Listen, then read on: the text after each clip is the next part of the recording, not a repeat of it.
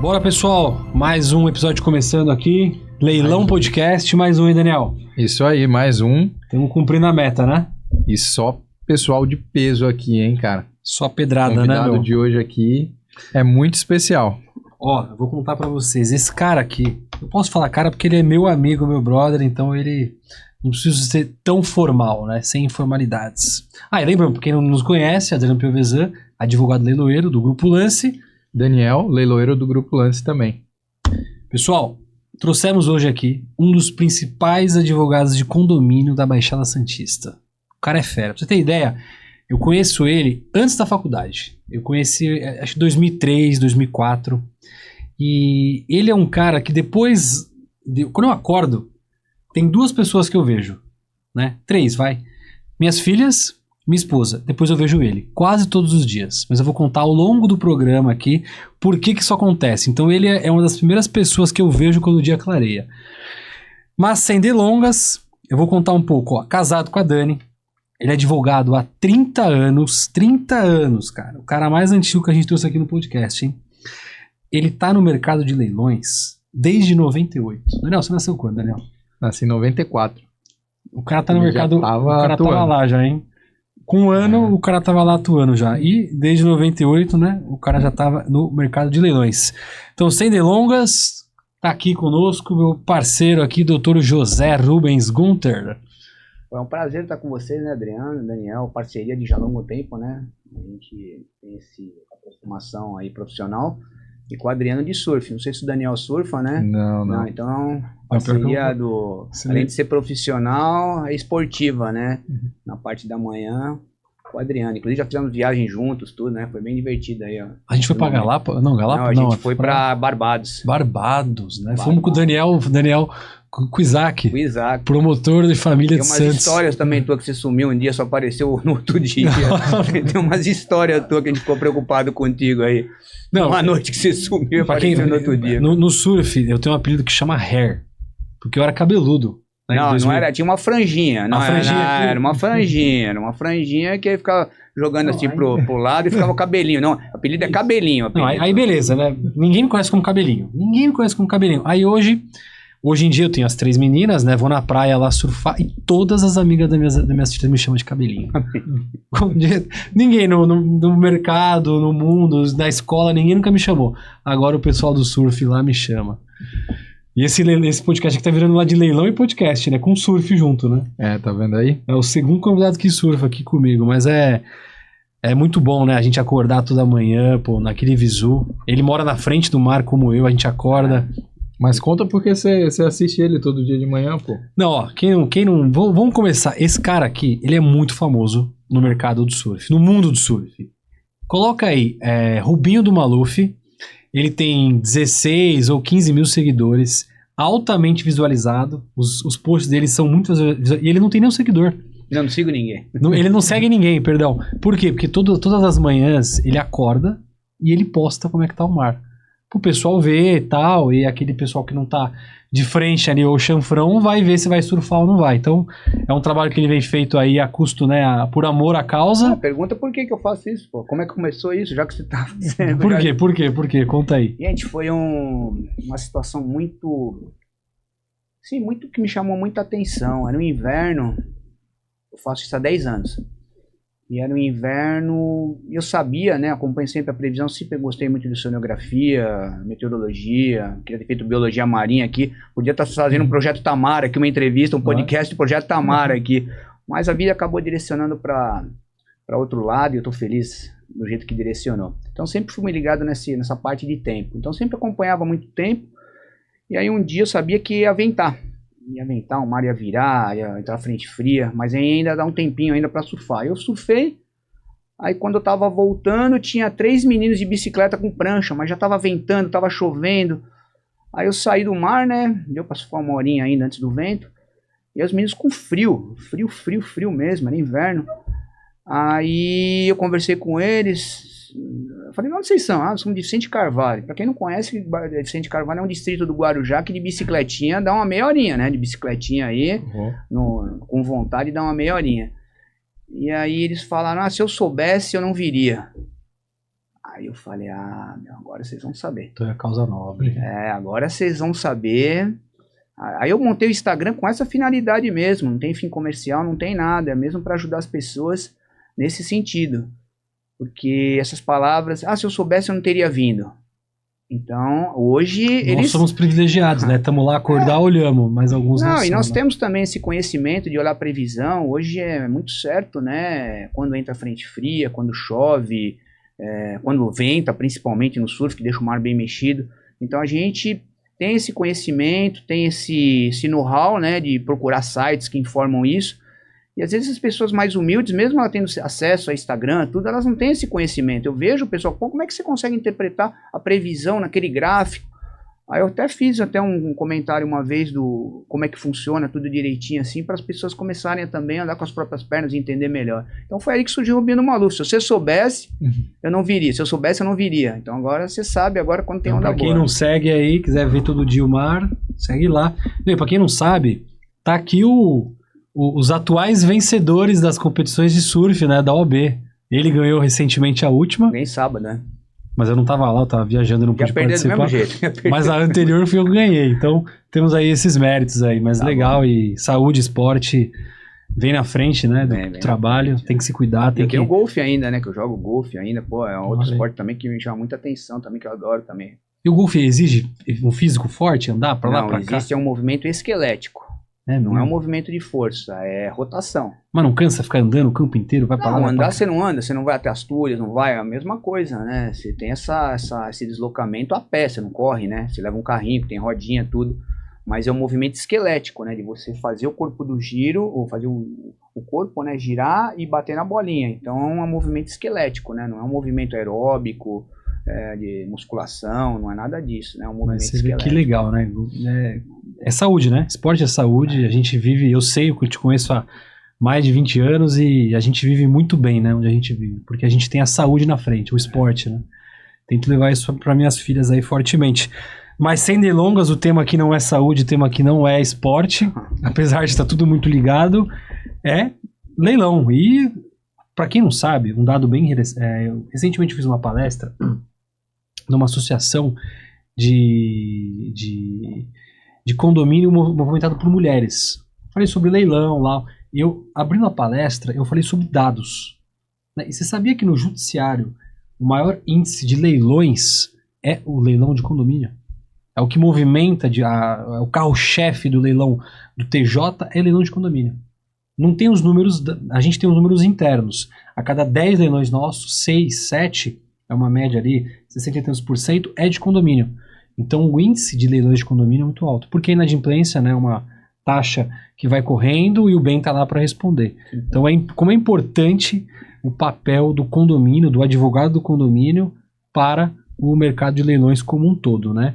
E já engatando aí essa primeira pergunta, já, né, dê abertura, qual é a tua visão, o papel do advogado de condomínio voltado a isso aí? Bom, eu acho, Adriano, o seguinte, o condomínio precisa receber para se manter, até rimou.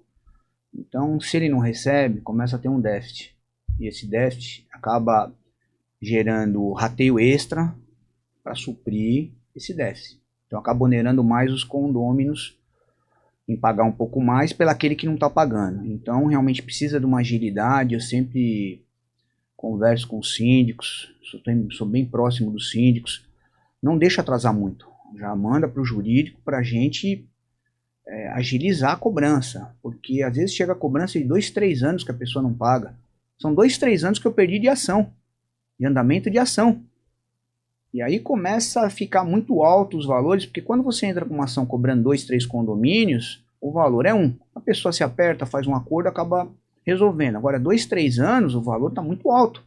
Aí a pessoa realmente não tem condição de fazer nenhum parcelamento, nenhum acordo com o condomínio, né? Então é a agilidade realmente do advogado, junto com o condomínio, em agilizar a cobrança, seja ela extrajudicial, seja ela judicial. Extrajudicial que a gente manda uma cartinha, dá uma ligada, às vezes é uma cota só, aí você liga, olha, tá acontecendo, tá aqui, sabe, essa agilidade, né? Então é importantíssimo o papel do advogado para não onerar os outros condôminos, né? Que a gente mora em condomínio, a gente sabe, ó, estão devendo, pode ter que aumentar o condomínio, principalmente num prédio comercial, né? Que eu sou síndico do prédio comercial, e a gente às vezes tem algumas inadimplências lá que afetam, o nosso orçamento é bem justinho, então a gente tem que sempre fazer um rateio a mais na Assembleia Ordinária para contar com os inadimplentes. Então a gente põe mais 5, 7% a mais para contar com a inadimplência, que a gente sabe que tem uma inadimplência contumaz lá que fica perturbando a gente. Então, olha só como é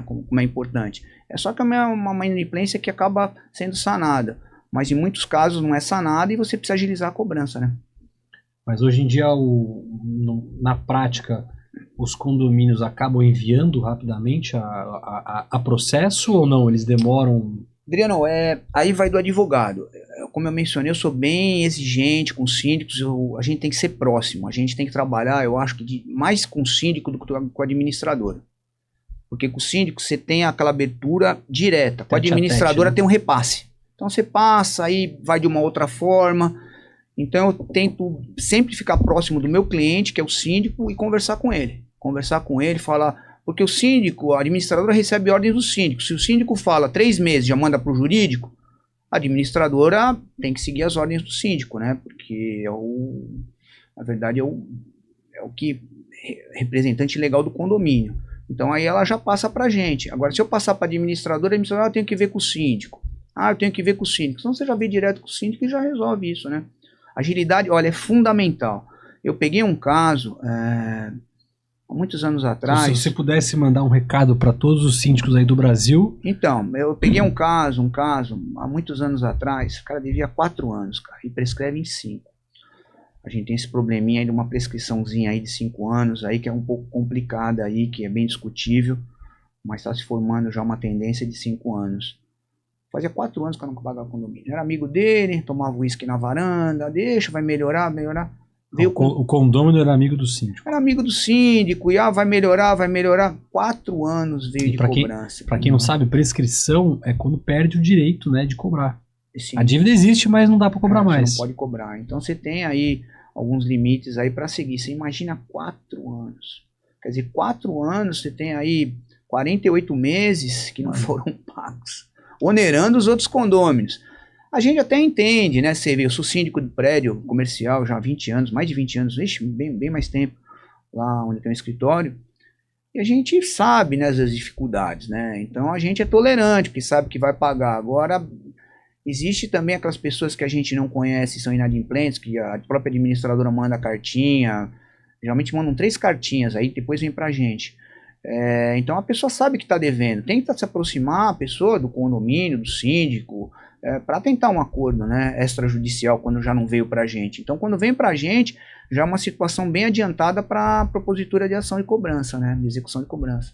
E vocês já acabam fazendo um extrajudicial, ligação e notificação? Adriano, depende do caso, é o que eu te falei. Pô, fica uma cobrança perdida, acontece até com a gente. Eu até me atrapalhei um dia e deixei de pagar um condomínio, inclusive do escritório que eu sou síndico lá. Que é o prédio comercial. É, o prédio comercial. 6 meses atrás, ficou perdida. Porque eu tenho 6 salas comerciais, aí ficou perdida uma. Você vai pagando os boletos, acaba esquecendo de pagar um. Ficou 6 meses. Então, lógico, eu fui lá e paguei. Mas num caso desse, você vai entrar com uma ação, você liga pra pessoa. Um mês que ele... Aconteceu comigo. Com um síndico aconteceu. Eu recebi a cobrança por parte da administradora. Você mesmo ia se cobrar e se executar. Não, a administradora me cobrou, né? Falou, olha, tem uma pendência aí e tal. Eu falei, não, pelo amor de Deus. Acabei esquecendo mesmo. Aí eu fui lá no boleto, realmente tinha visto que não tinha pago. Acabou passando. São 6 salas, acabou passando. Então a gente, extrajudicial, a gente dá uma ligada, né? Eu tenho WhatsApp, manda o WhatsApp. Hoje o WhatsApp é a melhor ferramenta de comunicação que já inventaram. É a melhor ferramenta de comunicação que já inventaram. Depois eu posso até fazer uma mençãozinha rápida para não tomar muito tempo. Você tem tempo para responder. O e-mail demora já. Agora o WhatsApp é uma comunicação um pouco mais rápida, o WhatsApp. Mas você tem tempo para responder. Então você, de repente, você está numa situação de surpresa, alguém, tá acontecendo... Você tem tempo para parar, pensar e falar. Então, hoje a gente também manda por WhatsApp. Fala, olha, senhor, está acontecendo isso, tem uma cobrança. Vê se já está pago, tal. Então, o WhatsApp também a gente usa muito. E às vezes a pessoa recebe o WhatsApp e não dá o feedback, a gente tem que dar uma ligadinha, manda carta. É que carta de AR já passou, né? Já tá ultrapassado, mandar um AR, Só o leiloeiro cartinha faz de isso. cobrança, essas A gente coisas. faz isso porque a justiça manda, mas eu adoraria, É obrigatório eu pra adoraria notificar por WhatsApp. Mas deixa eu te falar uma coisa, já entrando num outro desfecho, eu tive uma carta precatória que foi para uma cidade perto de Maringá. Uma cobrança de condomínio do Guarujá, que a pessoa morava numa fazenda ali perto de Maringá. No Paraná, eles aceitam a intimação por WhatsApp. Vamos lá. Intimou, não sei se foi um caso isolado, mas quando eu recebi a certidão do oficial de justiça, estava intimação por WhatsApp. Intimei a pessoa por WhatsApp, tomou ciência de todos os fatos e tal, e o juiz da Acho que precatória recebeu e enviou pra gente. Acho que isso é formação de jurisprudência lá, né? Não deve ter. Não tá em legislação ainda. Não, eu não sei. Me chamou muita atenção. Como você falou do WhatsApp, que você gostaria de fazer isso por WhatsApp, eu recebi uma intimação pro oficial de justiça que foi feita por WhatsApp. Foi bem claro. Tal dia, tal, fez o print da conversa, colocou na certidão o print da conversa. Colocou fé pública e acabou, oficial de justiça. Inclusive nos Estados Unidos, até um magistrado comentou comigo que o oficial de justiça, ele só pelo telefone, você é fulano de tal, você está intimado, tá aqui, tal, não precisa pegar a assinatura, não precisa pegar nada. Ele já tem essa fé pública que você falou, ele não discute quem é, tá aqui. Não, a gente comparado a nossa legislação, o nosso sistema judiciário com o americano, a gente está anos para trás. Décadas. Não só do americano, como do europeu, né? As leis são um pouco mais simples, mas elas são muito bem aplicáveis, né? E respeitadas também, né? Respeitadas. Teve um caso, só fazendo o último adendo, uma indenização, até esses casos de indenização, nós temos problemas aí na fixação de danos morais, e teve um caso nos Estados Unidos, de uma indenização, um cinto de segurança no carro da Chevrolet, depois da garantia, era um carro antigo, não era um carro novo, também não era um carro antigo, chamou muita atenção isso, e foi comprovado, a pessoa teve um acidente, e houve falha no cinto de segurança, que causou, a pessoa ficou tetraplégica. Saiu muitos anos atrás, eu vi isso. E aí a pessoa entrou com uma ação e dentro da perícia foi comprovado a falha do equipamento de segurança, que é o cinto. A indenização quase quebrou a Chevrolet pela falta de segurança no carro. Então, só para você, o Daniel tinha comentado, é muito difícil você manter uma empresa nos Estados Unidos, tipo meia boca, fazendo gambiarra, porque as sanções elas são muito pesadas. As indenizações são milhões. Por isso todo mundo segue direitinho, não é esse... a prevenção vem na frente. Né? Então quer dizer, a pessoa monta uma empresa, ela sabe que se porventura não seguir certinho como deve seguir, existem indenizações, as indenizações dos Estados Unidos são muito altas. É diferente daqui, você pega um banco, negativa teu nome, 2, 3 mil reais de indenização. Aqui o brasileiro vai pela remediação, não pela prevenção. Então fica mais ou menos isso. Então essa função do condomínio ter essa agilidade é muito importante, retomando nosso assunto, né? Essa função da agilidade, né, do síndico, da administradora em acionar o advogado e cobrar o advogado para dar andamento no processo, é importante para não onerar os outros condôminos, né? Senão você tem uma inadimplência de 10, 15, 20%, esses 10, 15, 20% vão ser cobertos pelos outros condôminos, porque não tem como, você tem uma despesa de 10, você precisa arrecadar 10. Então, se você não arrecada 10, você tem que fazer isso. É o que eu faço no meu prédio. A conta do elevador e do porteiro sempre está lá, tem que ser paga. Sim, conta de luz, de água, você não tem jeito. Então, é importante essa agilidade. E essa agilidade é muito importante também, porque geralmente não está devendo só condomínio, né? Está devendo IPTU, está devendo banco, está devendo, às vezes, até um credor trabalhista, e o condomínio sendo ágil nessa cobrança, ele acaba tendo um crédito menor e que ele pode ali participar do concurso de credores e acabar recebendo sua cota parte. Não fica muito... É o que eu falei da agilidade, para não deixar isso ficar uma bola de neve e, de repente, todos os valores ficarem altos. Mas vamos lá, nesses 30 anos aí que você tem de advocacia na parte condominial e 28 já realizando o seu primeiro leilão. Você lembra mais ou menos como foi esse primeiro leilão? Foi no Guarujá Parque, no prédio onde meu pai e meu irmão moram. Foi no Guarujá Parque. Seu pai foi juiz, né? Eu recordo disso. Foi magistrado. Foi uma ação que eu entrei em 96, 97. Nossa, mas a ação foi tão rápida, assim, de trâmite. Quando menos Que não era comum na época, né? Não. Olha, Adriano, não era comum por causa que o rito era diferente, né? Você entrava com sumaríssimo, acho que era sumaríssimo na época. E aí marcada audiência, aí princípio do contraditório, recurso de apelação, O CPC sentença. hoje tem esses ritos ainda? Não, agora eu tô até por É fora. ordinário, né? Hoje não o tem processo mais de esse- conhecimento, não, ele enxugou, né? Enxugou, Ficou tudo junto, né? enxugou. Então nós tínhamos a figura do rito sumaríssimo, então era obrigatório marcar audiência. Então, dependendo da pauta de audiência, era pro ano que vem a audiência. Então você já tinha mais 12, 15 meses aí de processo parado, esperando a audiência. Então demorava muito, mas nesse caso demorou uns dois anos assim para ir para leilão. Foi muito simples assim. Eu acho que até a parte deu uma adiantada para mandar para leilão a outra parte. Eu não me recordo muito, foi em 98, já faz Faz tempão tempo, já, né? né? 28 anos, pô. Mas eu lembro que foi no Guarujá Parque, a outra parte era Arthur, que eu lembro. Memória ainda tá porra ainda. Mas mais um overview, assim, desses 28 anos no mercado de leilões, na parte como credor de condomínio. O que você dá um briefing rápido? Começou assim, por exemplo, mudou muito, eu acredito, com a chegada das leiloeiras digitais, né, com o leilão digital. O que você bota aí como... Ou melhor, até olhando na visão do condomínio, quando você acha que é a hora do condomínio optar pelo leilão? Dele mandar o imóvel para leilão? É devendo 3 meses? Depende de cada condomínio? Porque eu vejo muito isso, né? Como você falou, às vezes o cara, a filha brinca com a colega lá no playground, ele encontra com o cara no elevador. Então muitos síndicos ficam com receio de mandar esse imóvel para leilão. Você como advogado, quando você acha que é o momento certo de mandar para leilão o imóvel? Daniel, não existe momento certo. Existem atos processuais a serem seguidos. Vai chegar a hora do leilão. Não é a hora que eu opto. Penhorou, avaliou. Exatamente, você entra com a ação. Mas existe uma dívida, um montante, 3 meses, 6 meses? Não, é porque quando o valor é baixo também, tipo, você entra com uma ação rapidamente. 2 meses você já entra com a ação. Através da mudança do rito já é execução. Então você cita para pagar. Não pagou? Aí ele te dá a opção de penhora.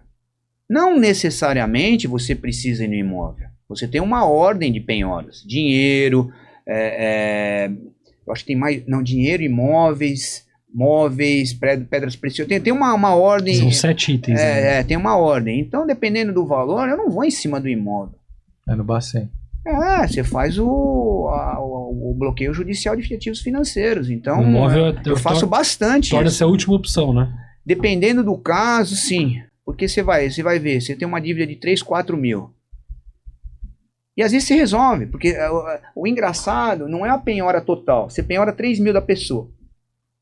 Aí a pessoa, não, se penhoraram minhas contas. Às vezes vem fazer o acordo. Porque, vão começar a bloquear minhas contas correntes, por causa de dívida de condomínio. Então, muitas vezes eu consigo receber através do bloqueio, não precisa nem ser total, bloqueio parcial. Estão mexendo nas minhas contas correntes, tem um apartamento no Guarujá lá, sabe? Agora, então você consegue.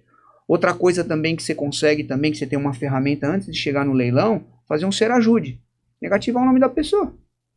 Também eu consegui também, 2, 3 casos também, negativei o nome, a pessoa foi comprar lá X alguma coisa, não, tem restrição. Aí foi buscar restrição, aí me ligou bravo ainda, falou, você sujou meu nome, eu vou te processar, não sei o quê. Eu falei, peraí, não é sujar o nome, é a ferramenta que eu tenho de trabalho, né? Fala com o legislador, não comigo. E outra, não fui eu que sujei meu nome, foi o juiz lá que sujou, eu não tenho essa possibilidade de negativar. Eu pedi, ele deferiu, tem que conversar com o juiz. Não, você tem que limpar meu nome e tal, não sei o que, ficou bravo, né? Eu acabei fazendo um acordo. Então, antes de chegar no leilão, você tem ferramentas para serem usadas, né? Para fazer, viabilizar o recebimento. E respondendo a tua pergunta, não é a hora que eu quero. Vai chegar a fase processual no leilão. Não tem o que se falar. O processo ele finaliza no leilão. Então, para finalizar um processo, você tem que finalizar no leilão. Isso no caso mais drástico que você tem, né? Você tem acordo, seria uma série de coisas de finalização de processo, né?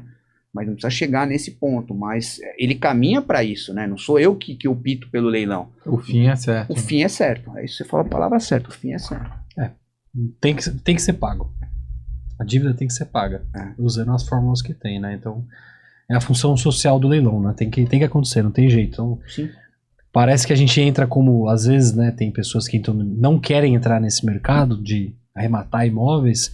Fala, pô, mas vocês estão leiloando o imóvel da senhorinha, não sei o quê, mas é a função social, que a senhorinha não tá pagando o porteiro, ou não tá pagando a conta de luz que todo o conjunto, né, tá usando. Então, é uma função realmente importante aí, que é o fim, né? Era para ser o fim do processo. Lógico que existe ainda a distribuição de crédito, concurso de credores, que estende-se um pouco mais, que a gente vai falar mais à frente. Mas era para ser o fim do processo. Até no último podcast a gente falou, não é o fim, é a fase... É o início do fim. É o início do fim. É o início do fim. A gente comentou ainda tem último, muita coisa que rola depois disso que é a tudo. distribuição do cash aí gerado pelo leilão. Mas olhando todos esses anos de experiência aí que você tem com relação a leilão de condomínio, advogando também na área condominial, tem algum caso curioso com relação, seja com relação a leilão de condomínio, seja com relação a devedor? Isso é muito curioso também que você falou das ligações, né? Porque nós também recebemos muita ligação lá. Não, tá mandando meu imóvel para leilão, não pode isso, tal, não sei o quê. Tá a fachada do meu imóvel aí, mas, poxa, a rua é pública e é o seu imóvel que está indo para leilão. Tem algum caso curioso, assim, que é comum no escritório, que já passou pelo escritório lá? Os casos curiosos que tem, não é muito agradável de falar, né? Uma revenda do imóvel em leilão, né? Já aconteceu isso, de a pessoa comprar no leilão, né? E ter aquele problema do saldo, e a pessoa comprar e de repente morar no imóvel e ter o saldo. Infelizmente, a gente tem meios também para prosseguir com a ação. A dívida ela acompanha o imóvel, a gente vai em cima do arrematante, e a gente alterou o polo, foi em cima da pessoa e levou de novo o imóvel para leilão e perdeu.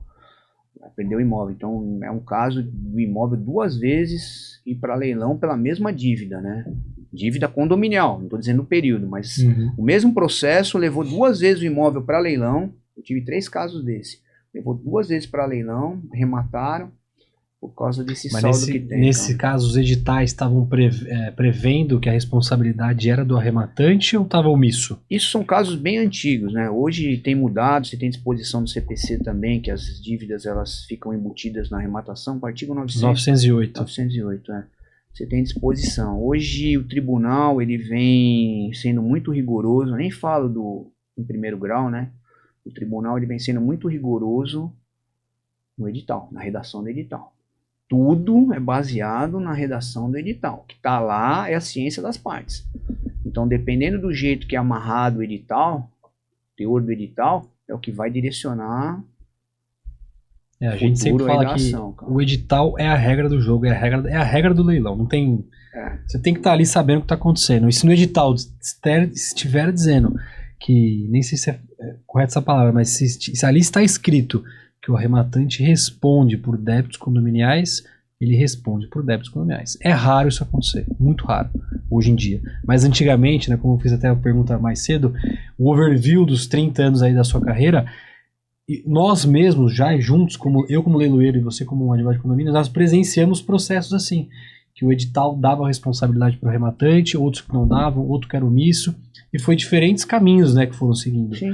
Mas de 2015 para cá, parece que o norte foi dado, o caminho está mais claro para o arrematante, está mais fácil dele caminhar, e por isso até então que o leilão está mais concorrido, está mais transparente, e esses casos aí faz muito tempo? Faz tempo já. Então acontecia, né? Não são coisas recentes não, são coisas antigas já, coisas bem antigas que aconteceram, e eu tô com uma recente agora, que eu já alterei o polo passivo da ação e vou em cima do arrematante. Inclusive é uma ação que ele já tem há 4 anos que ele comprou isso. Olha em leilão. Ele comprou isso em leilão. 4 anos, ele mora no imóvel, uma cobertura que tem na enseada. Há 4 anos atrás. Aí ficou esse concurso de credores. Prefeitura, honorários, cotas condominiais. Ficou essa discussão que foi em primeiro grau, foi tribunal, foi superior. Acabou se arrastando, era um processo físico. E acabou se arrastando e agora voltou, a prefeitura levantou, os honorários também foram levantados e sobraram R$120 mil para receber. E se acredita que no edital, quando o cara comprou, Lá dizia. o débito, Era se do houver arrematante. saldo, é do arrematante. Então, ó, até que pra quem tá nos assistindo, calma, tá? A gente tá É. contando histórias antigas. Mas lembrem-se bem, se no edital tiver escrito que a responsabilidade é do arrematante, é do arrematante. Se não tiver escrito, não é do arrematante. Por conta do advento do CPC, né, do processo artigo 908 do Código de Processo Civil. Tem que tomar cuidado, acho que nos casos de arrematação, de ver o passivo que tem, né, em cima do imóvel, IPTU, condomínio, ficar um pouco alerta, credor, fiduciário, alienação fiduciária, tem que ficar um pouco alerta sobre isso, né. A arrematação pode ser, o leilão ele pode ser um atrativo financeiro muito bom, mas tem que ficar atento, tem que consultar um advogado, tem que, sabe, é difícil você ir assim, não na ignorância, no desconhecimento. Ignorância é uma palavra um pouco pesada, mas é um desconhecimento, né? Eu vi o atrativo tal e achei um bom negócio. Então tem que tomar um pouquinho de cuidado, porque pode vir dar problemas, problemas sérios, problemas tristes, né? Que são, sabe, a pessoa comprou pensando que estava fazendo um bom negócio, às vezes é a única residência, vai para leilão de novo, não vai ter onde morar. A gente sabe, né, Adriano, que essa situação é uma situação bem desagradável. Aí, a falta de educação no mercado de leilões, ela é a principal arma para surpresas desagradáveis. Então tem que tomar um pouco de cuidado com o edital, interpretação do edital. Saber o que está comprando, depois, né? mais para frente, a gente vai ter essa cautela aí, vai comentar sobre essa cautela do condomínio, né? Através de assembleia, que aí a pessoa realmente respira para ir pro leilão, né? Fica até o final que vocês vão ver sobre condomínio, ponto a ponto, sobre assembleia, o que a gente faz, como a gente atua em conjunto, né? Porque, para quem não sabe, o Dr. José Rumes, ele indica o Grupo Lance. E a gente faz um trabalho em conjunto com a parte, com os condôminos, né? A gente vai lá, explica em assembleias como seguir, como não seguir. A gente ajuda a levar o processo a leilão de forma transparente para todos, né? Não só para o síndico, para o judiciário, mas também para os condôminos aí, que é o cliente final. E, vamos lá. Esse aqui já foi. Quais são os principais aspectos legais da secundária do leilão? Como funciona o processo de leilão? Como é que funciona na parte prática? E o que os condôminos interessados devem saber sobre essa etapa? Foi bem assim? Foi. Eu tô só escrevendo, eu tô lendo o que está escrito aqui. Só que eu não entendi. Tem que Vamos reformular a pergunta aí. Tá, vamos colocar na prática como é o passo a passo, por exemplo, antes de um juiz nomear. Eu acho que eu já vou até entrar no que eu estava falando agora há pouco. Achei que era mais pra frente, mas é agora. Como o passo a passo, como chega, por exemplo, a nomeação de um leiloeiro para ir para leilão. Qual é a fase? Assim, que precisa ter a dívida, precisa estar a penhora, passado aqueles 7 itens que não deu certo, o esbajure, etc. Tal.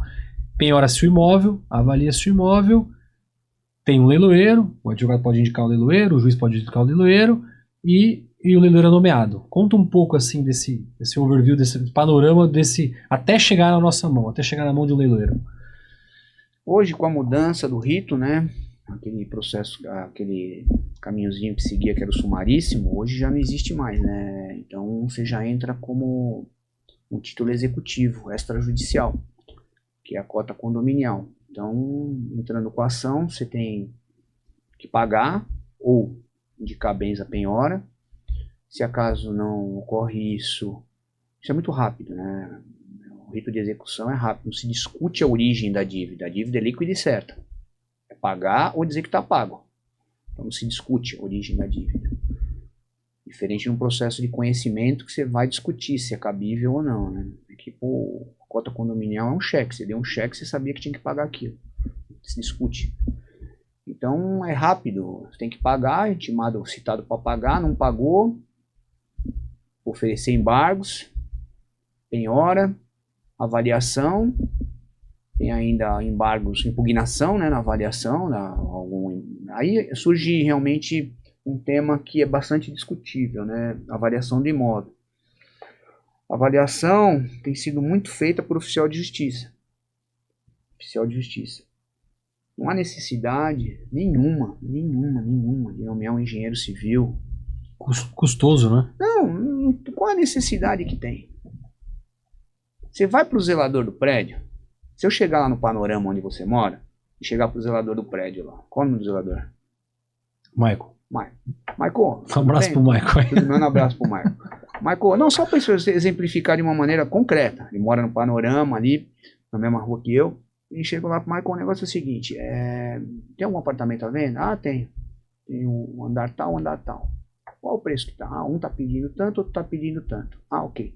Qual foi o último que foi vendido? Ah, foi vendido um andar tal, por o preço de tal. Esse aí tá bonito? Esse aí não, você já tem. Você pega Não. esses 3, soma e divide por 3. Você já tem uma base. Então, para que você vai nomear um perito para fazer isso, se você já tem uma base?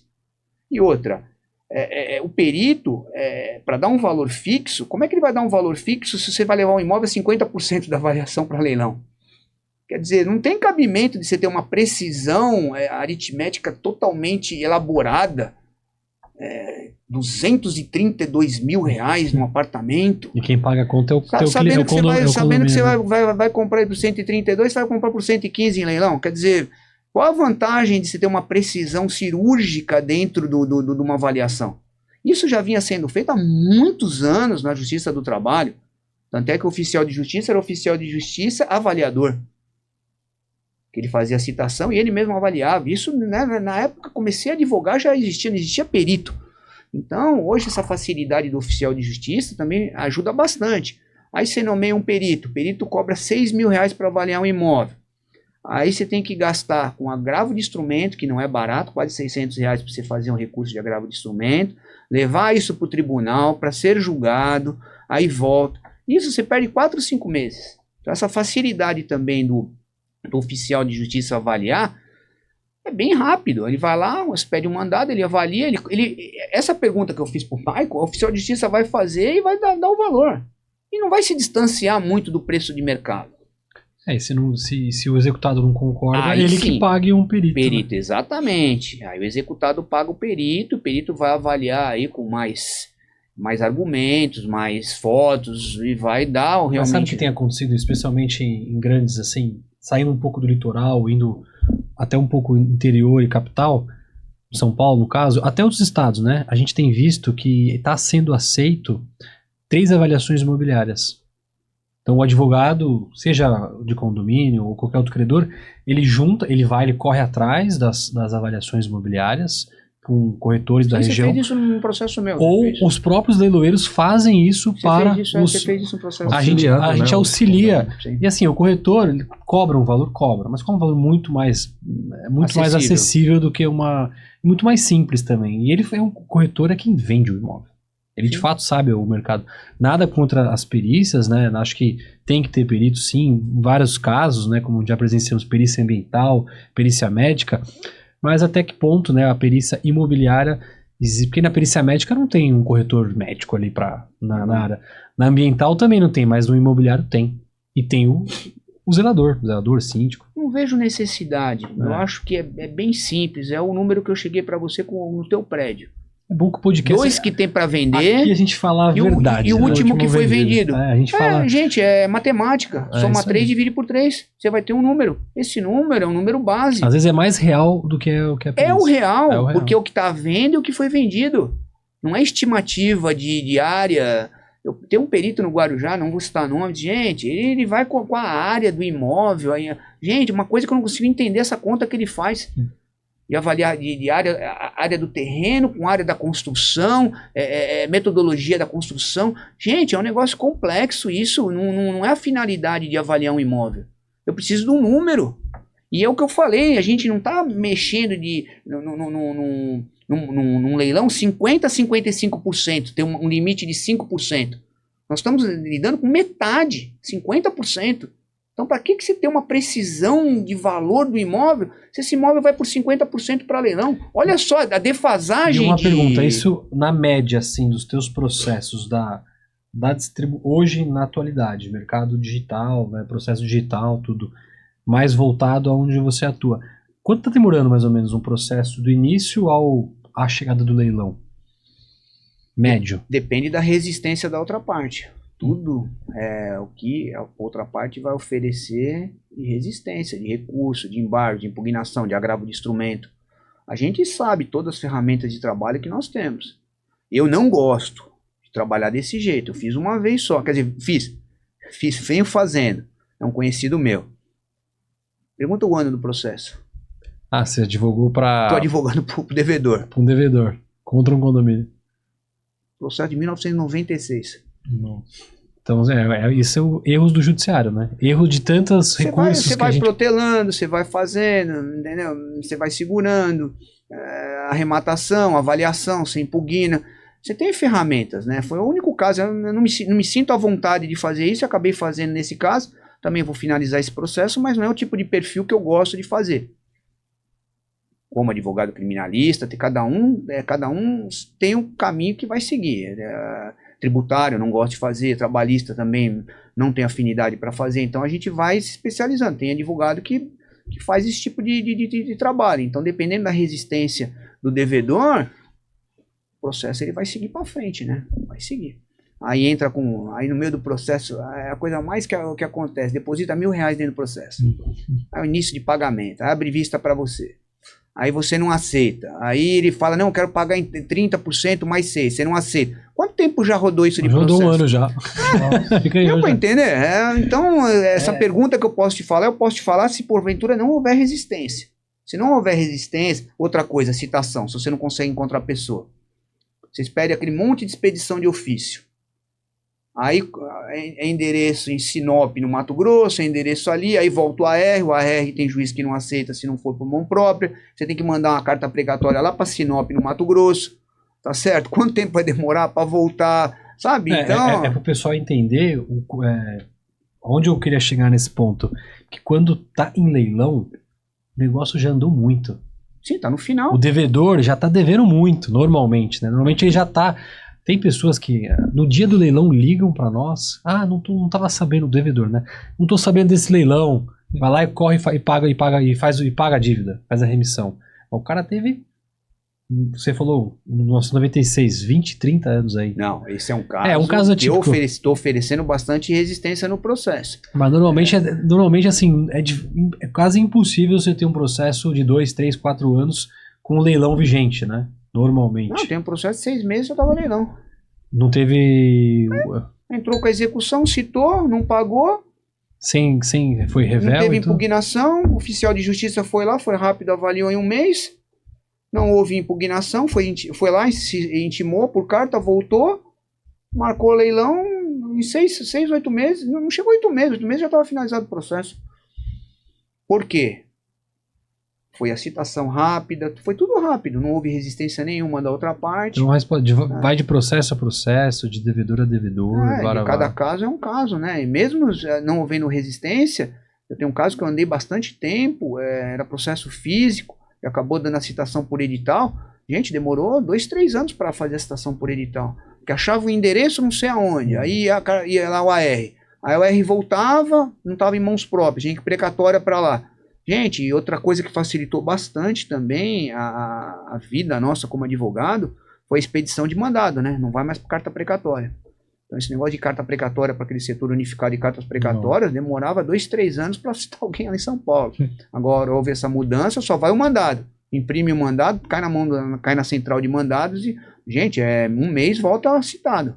E às vezes você até liga lá pra central, fala com o oficial, não, tô indo tal dia lá. Nem precisa, Daniel, nem precisa. Nossa, não mais? É muito rápido. Antigamente, antes de ter os leilões, né, os leiloeiros digitais, Grupo Lance, etc., quem fazia as intimações das partes do leilão? Era o condomínio ou a vara? Era o advogado do condomínio ou a vara? A intimação, na verdade, era feita na publicação do edital no jornal de maior circulação. Então ali já dava por intimado. O edital... Não tinha cartinha direta? Tinha cartinha. Nós pagávamos as custas para as cartas e aí o cartório expedia a intimação. Mas não sendo validada essa intimação, era feita pelo jornal. A intimação via edital pelo jornal. Ficava como intimado. Era bem, esse final aí não tinha que se discutir. Ah, a pessoa não foi intimado do leilão. Foi sim, através do edital, jornal de maior circulação. Você juntava até o recorte do jornal. Geralmente a gente fazia pela Tribuna, depois a gente começou a fazer por outro jornal, que eu não lembro o nome. Tinha uma empresa especializada aqui em Santos que fazia isso, né? Era. Aí Você juntava o recorte do jornal dentro do processo, viabilizando a intimação, né, comprovando a intimação, e mesmo se você não conseguisse fazer a intimação postal por oficial de justiça, era válida a intimação pelo jornal, por edital. Mudou e mudou pra bom, hein? Mudou pra Eu melhor. lembro da época quando eu tava lá na Lance, que eu grifava com marca-texto lá pra colocar e ficava Recortava o uma jornal via à no tribuna, processo, recortava. uma via lá no escritório e uma caixa assim, ó, cheio de Eu jornal. comecei no mercado de leilões assim.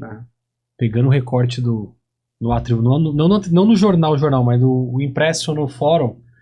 Eu ia lá e tirava foto na parede do fórum. Fica no quadro. Montava uma planilhazinha, isso antes de ser Na leiloeiro. verdade era um bloquinho de... Aí você tinha que ficava puxando. Não, aí era intimação de tudo. Aí tinha de leilão e tinha de tudo. Então fixava tinha no quadro na frente do cartório. Aí eu pedia pra tirar o quadro assim, normalmente o pessoal do cartório não gostava. Não pode tirar daí, pra botar na mesa e fotografar. Não, eu tinha que ficar lá de pé. Uma hora batendo foto. Né? Era isso mesmo. Cybershot, sabe? Tempos mudaram, isso aí, bom, tempos mudaram. Cara, e o que você daria de dica?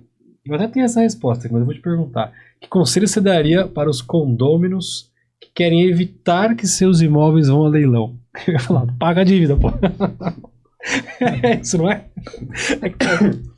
Que conselho você daria pro cara assim? Não, mas o cara tá devendo. Eu acho o seguinte, agora eu vou te pegar nisso.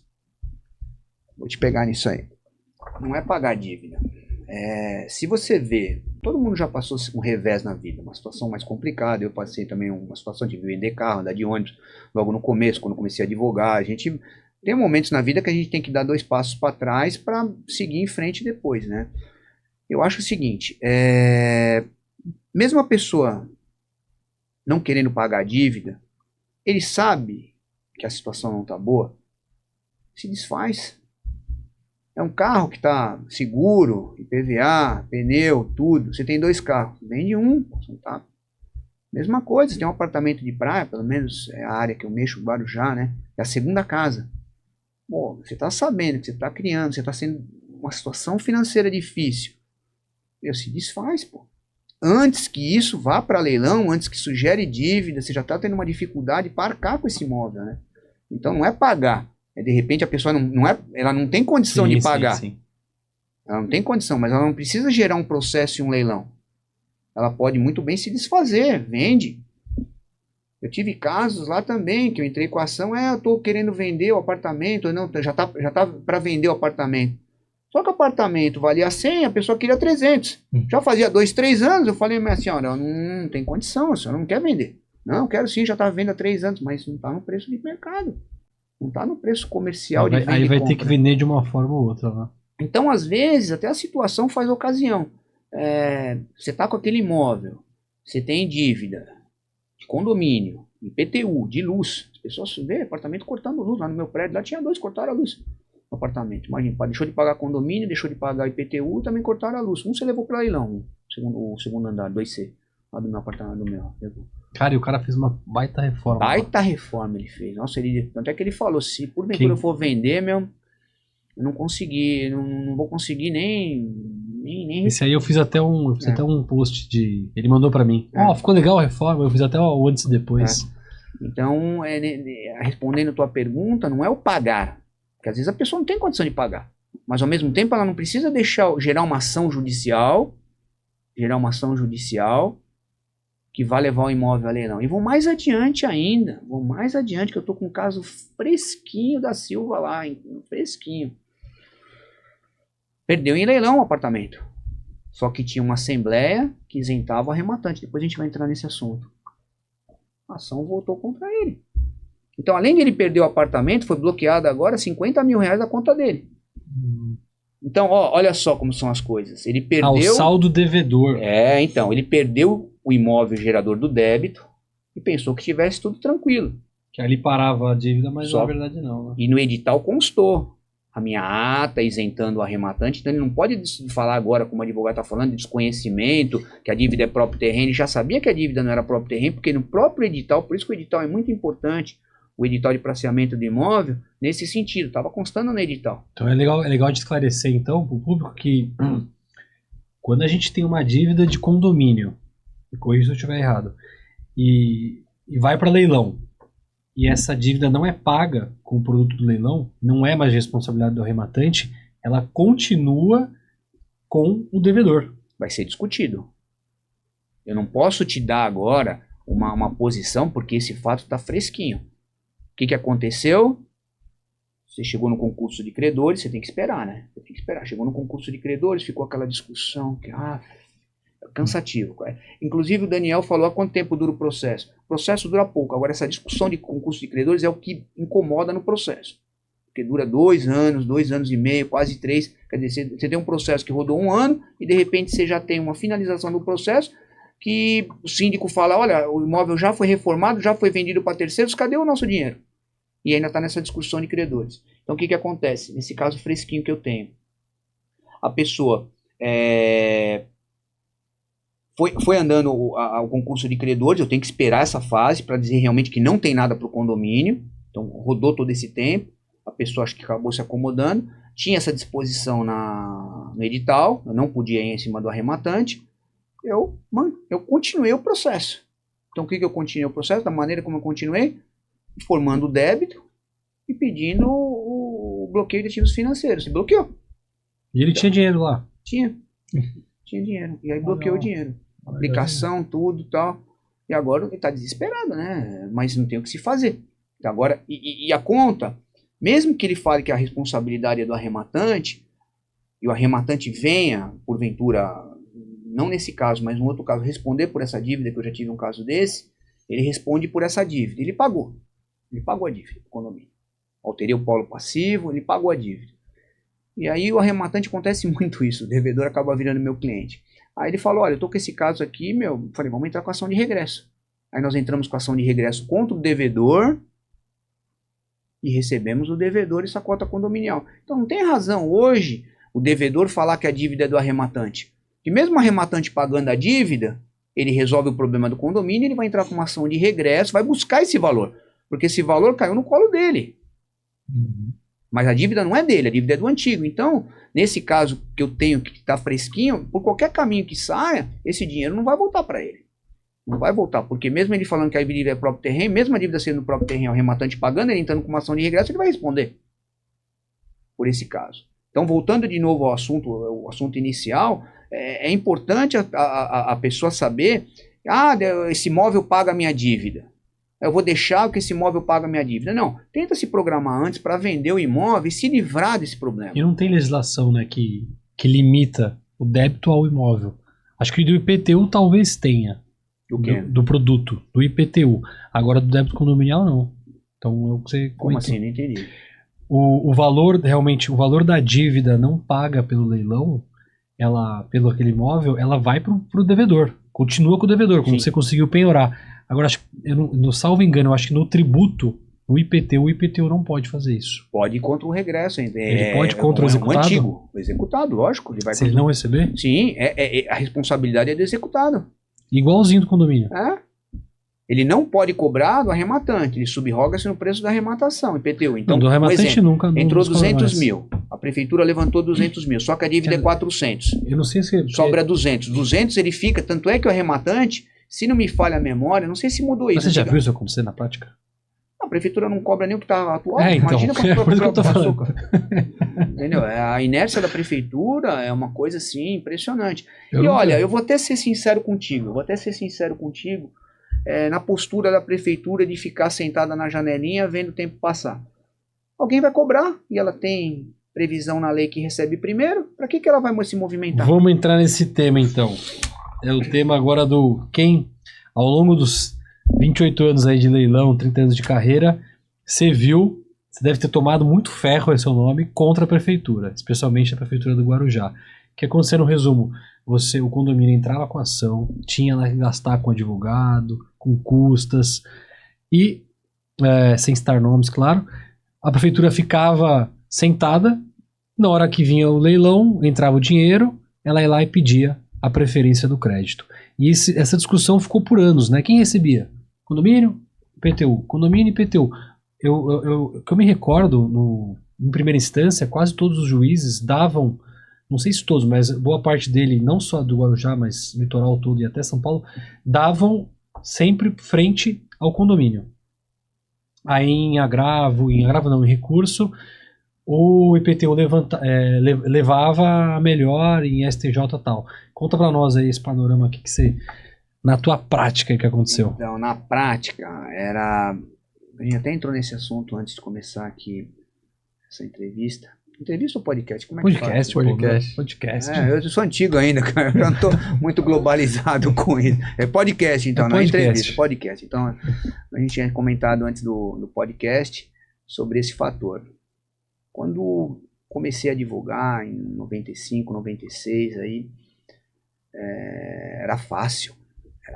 Apesar do processo ser físico, o rito do processo ser sumaríssimo, a audiência, só que se demorava um pouquinho com o processo, mas o que acontecia? Havia arrematação, era até por oficial de justiça, ele apregoava no hall do fórum. Você pegou isso, Adriano? Você pegou. E aí vinha uma proposta, outra proposta. Aí às vezes não tinha ninguém. Às vezes levava as propostas tudo para o juiz, ia todo mundo para a sala do juiz. Nossa, eu participei desse. Não era isso? Não, vamos todo mundo falar com o juiz, era na hora. Mas era direto isso, não era só um caso isolado teu, era isso. Era 3, 4 lá, ia todo mundo lá na sala do juiz. Oxe, eu ia direto, porque eu estava representando o condomínio, todo leilão a gente tinha que participar, né? Não é hoje que a gente deixa com a empresa leiloeira e você só informa o resultado no processo. A gente tinha que estar lá vendo o que está acontecendo, né? Então tinha lá a arrematação, no mesmo dia fazia o auto de arrematação, no mesmo dia. O juiz assinava no mesmo dia. No mesmo dia, fazia...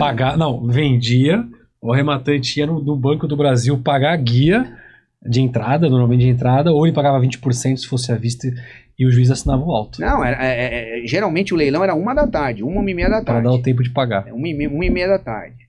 Era muito simples. Hoje, essa logística de empresa leiloeira, tudo, não estou criticando, mas antigamente era muito simples. O próprio cartório, o próprio juiz marcava os leilões, primeira praça e segunda praça, não tinha essa distância, né, de quase um mês e meio, né? Como é 20 que é? dias. A programação de vocês, do início pro término. A primeira praça, no mínimo, tem que ter 3 dias e a segunda tem que ter um intervalo de 20. Era no dia. Ele apregoava no dia a primeira praça e depois... 30 minutos depois. 30 minutos depois a segunda praça com preço... Pra quem não sabe, isso é uma informação... A gente não trouxe essa informação em nenhum episódio ainda. Antes de 2015 ou 2014, não podia parcelar a não ser na avaliação. Então hoje a gente anuncia, né? Quer comprar em leilão... compra metade do preço e pode parcelar em até 30 vezes sem juros. E na Justiça Federal até 60 vezes com juros. Legal. Mas antes de 2015 era no cash. Não era, só na avaliação podia parcelar. Não era bem assim. Dependia do entendimento do juiz. O juiz podia dar a abertura. O juiz podia dar abertura. Você vê, nós tínhamos uma limitação de lance de 70% do valor do imóvel. Era uma formação de jurisprudência. Hoje você tem já uma norma a ser seguida, né? Acho até disposição legal isso. Acho, é 850. Então, antigamente, você chegava para o juiz, uma vez nós fizemos até isso. Vou falar com o juiz. Era um advogado que ia comprar, vou falar com o juiz. 45% do valor do imóvel. Ah, tá bom, pode dar. 45%. Aí não teve embargo, não teve nada, ele comprou por 45%. Então era bem flexível, dependia muito dessa aproximação do juiz, essa conversa com o juiz, essa sensibilização do juiz, tá certo? Esse imóvel já tá 3 anos indo para a praça, não, então 70% não tem condição, foi esse caso. Eu ofereço 45%, pô doutor, 45%, não, tá bom, 45%, então quer dizer, gente, hoje você não chega nesse valor 45%, porque você tem esse limite aí de 50%. Então, depende muito desse tipo de situação, naquela época. Então, você oferecia uma proposta, o juiz aceitava a proposta, já ia para o cartório, fazia o auto de arrematação, já depositava, já assinava, já começava o prazo. Já começava no mesmo o prazo. dia tudo. Tudo no mesmo dia. Já começava o prazo. Então aí você tinha 10 dias, acho que não me fala a memória, eram 10 dias em realmente era a parte final do leilão, porque os advogados de condomínio tinham facilidade em levantar o crédito. Não, então, aí deixa eu te falar. Não era facilidade, não havia resistência da prefeitura. Então, quer dizer, o que acontecia? Você tinha arrematação, passou o prazo de embargos de arrematação, certificou o decurso do prazo, você entrava com pedido para levantamento, você pedia, hoje é mandado levantamento eletrônico, mas você pedia mandado de levantamento, que era aquelas guiazinhas, 4 guiazinhas lá, que expediam aquelas guiazinhas. Então, você levantava o dinheiro. E vou mais adiante. Eu vi vários casos que nem a prefeitura vinha no processo e o saldo restante da arrematação executado ia lá e levantava. O devedor Levantava o crédito. Continuava o débito tributário. Continuava o débito tributário. E é o rematante? Por que ele ficava com esse débito? Oi? Aí o rematante ia pedir a Então. CND na prefeitura, eu tomava ferro, né? Não. Aí você tinha uma certidão, naquela época, se não me... Positiva com efeito negativo, era isso? Era positiva com efeitos negativos, isso. Não, esse episódio aqui a gente tá contando a história do leilão. Antes do eletrônico. Não, mas muito antes, né, do eletrônico, muito antes. Era Aí muito tá- fácil, porque você não tinha resistência da prefeitura, era tudo feito num ato só, num dia só, você não esperava esse lapso temporal de 20 dias que vocês têm, tudo num ato só, o juiz já assinava o auto de arrematação no dia do leilão, então quer dizer, era rápido. Mas eu vivi isso como comprador, né, como arrematante, como assessorando arrematante. Não tinha concorrência. Hoje em dia, pelo menos, tem concorrência. Hoje em dia, o condomínio levanta o dinheiro lá em cima. Por ser uma coisa pessoal, as coisas que, sabe, o oficial de justiça começava antes. Tinha algumas coisas também que tinham, umas coisas que não dava pra explicar também, né? A pessoa chegava, mas já aconteceu o leilão, já Acabou, começou né? antes, tal, não sei o que, entendeu? Não, mas Também no Guarujá, de no tudo. Guarujá... Não tinha de maneira negativa. Sim, tinha 3 advogados que faziam isso. Porque o oficial de justiça queria também terminar, já vamos começar, tá todo mundo, quando já vamos começar, mas é 1 hora, não, já vamos começar. E aí já tinha lá, a pessoa interessada chegava no horário, então quer dizer... Eu lembro até da Japinha da quarta vara. Tinha uma Japinha na quarta vara, ela era que fazia mais leilão. É Isabel.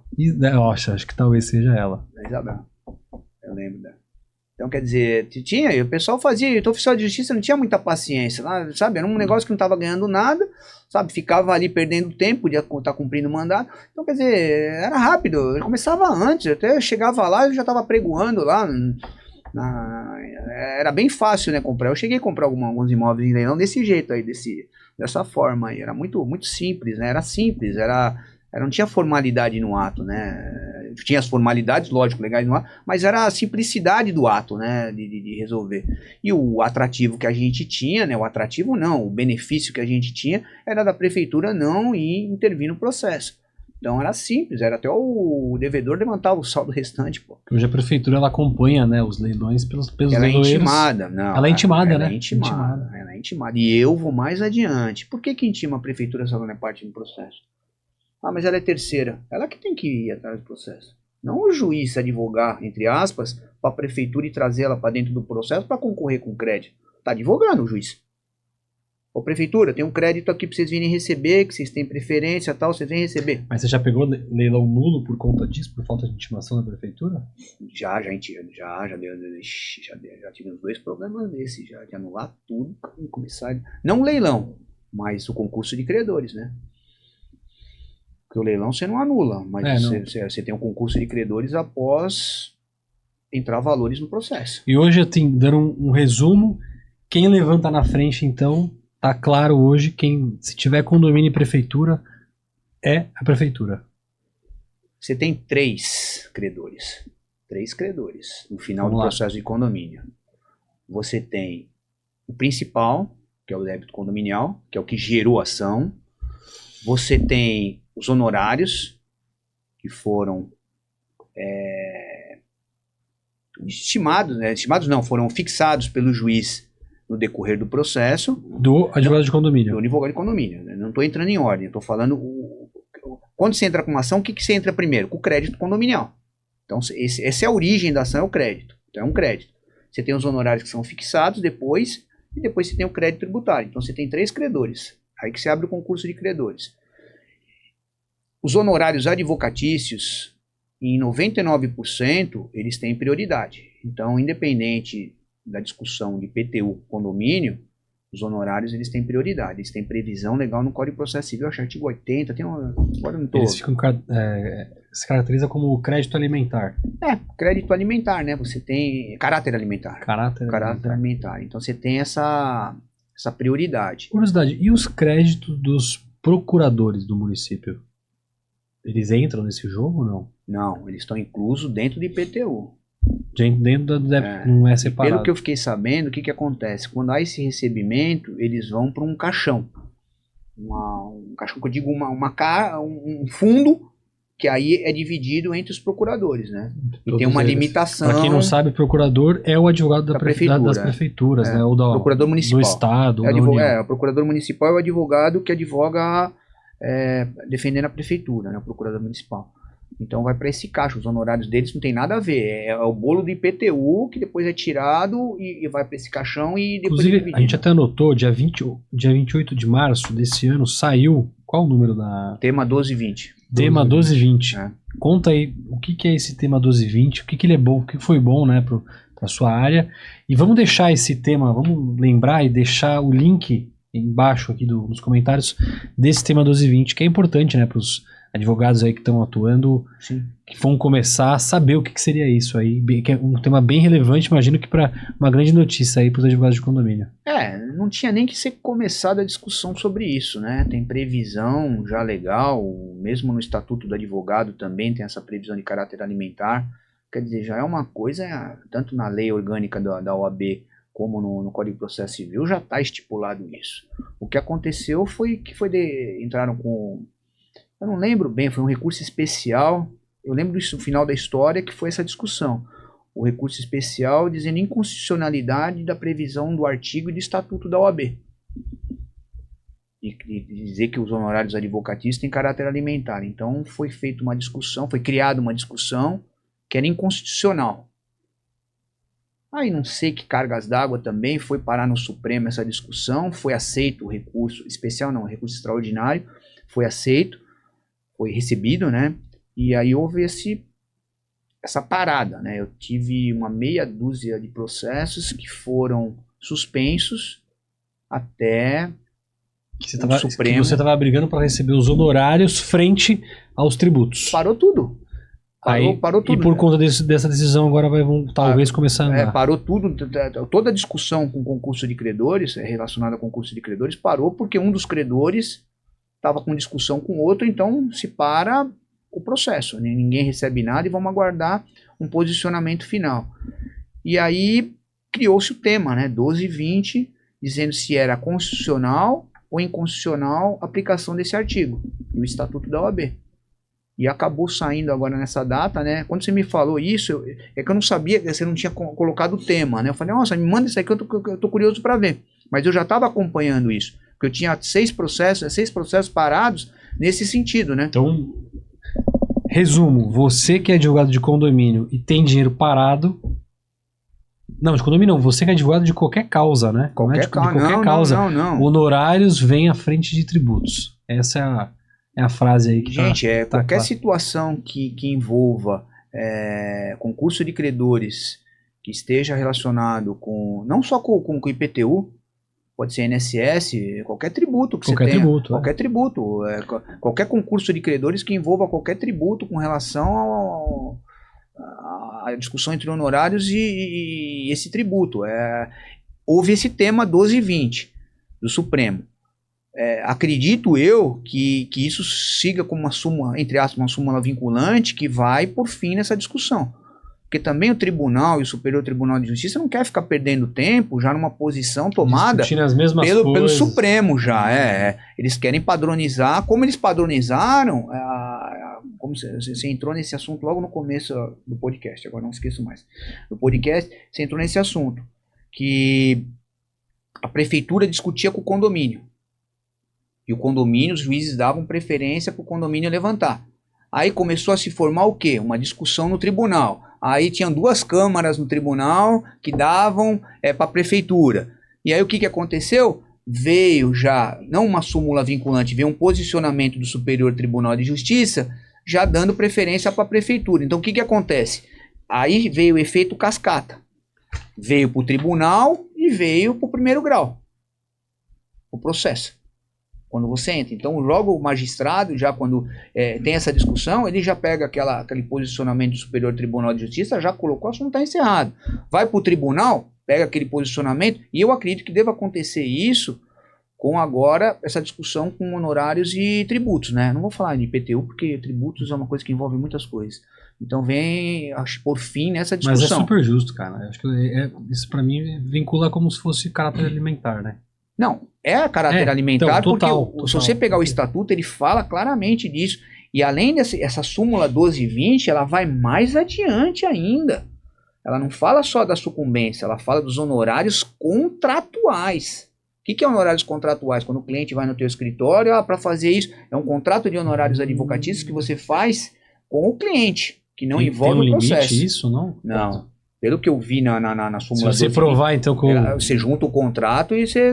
Olha, isso dá uma brecha grande, essa eu não sabia. Que inclusive eles não queriam vincular, teve também uma discussão dentro desse julgamento desse tema sobre isso também, de vincular os contratos, os honorários contratuais, né? A sucumbência passou, aí começou essa discussão dos contratuais. Eu não vi direito, porque o que me interessa é a sucumbência, mas fala alguma coisa dos contratuais também, né? Você se apega no realmente o que você está precisando hoje para usar, a ferramenta que você está precisando hoje. Porque também o contratual você vai receber do cliente também, né? Eu não sei qual é o vínculo que você vai ter com o processo para receber na frente. Tá certo? Eu não consegui também, você junta o contrato e recebe, quer dizer, o contrato não faz parte do processo. Eu não sei também, mas... É meio complexo. Sabe quando você não tem o interesse? Você quer só sucumbência. Sucumbência. Eu quero saber da sucumbência, porque eu estou concorrendo dentro do processo com a sucumbência. Mesmo porque se eu tenho um contrato de honorários com o meu cliente, depois eu tenho que receber dele. E na prestação de contas, quando você recebe os valores, eu acho que também, agora me dando... porque às vezes não tem valores para receber, entendeu? O teu cliente não vai ter valor, é exatamente por causa disso. Agora a gente vai conversando e vai realmente vendo a lucidez dessa situação. O que acontece nesse caso? Se o condomínio, se você vai receber do condomínio 10% do que ele for para receber, se o condomínio não receber, que o IPTU leva na frente, então você já vai juntar esse contrato dentro e dizer que você também tem direito. Não sei se você conseguiu entender. Mas se o condomínio receber 0? Não, então, você tem um contrato com o cliente do que o condomínio receber 10%. Certo. Além da sucumbência. Certo. Então, esse contrato de 10%, você coloca e aplica ele no concurso de credores. Eu estou imaginando dessa forma, porque eu não estava conseguindo imaginar então, aí, isso. No caso, né? você receberia a sucumbência mais o contrato de 10%. Pelo que eu entendi, e o mais ou menos. restante iria para a prefeitura. Isso. E o condomínio, infelizmente, nada recebeu. Nesse caso, na verdade, eu criei uma situação, criei uma historinha aqui para entender melhor, porque começou a vir esse assunto na minha cabeça, aí me veio realmente esse flash. Falei, pô, geralmente é isso, porque se você está vinculado com um contrato de gaveta que você fez com o teu cliente. Agora tem uma mensagem para os síndicos nesse caso. Não é tão ruim para eles isso, porque pelo menos com o leilão eles vão ter um novo pagante. Dificilmente o rematante não é um bom pagador. Raras exceções.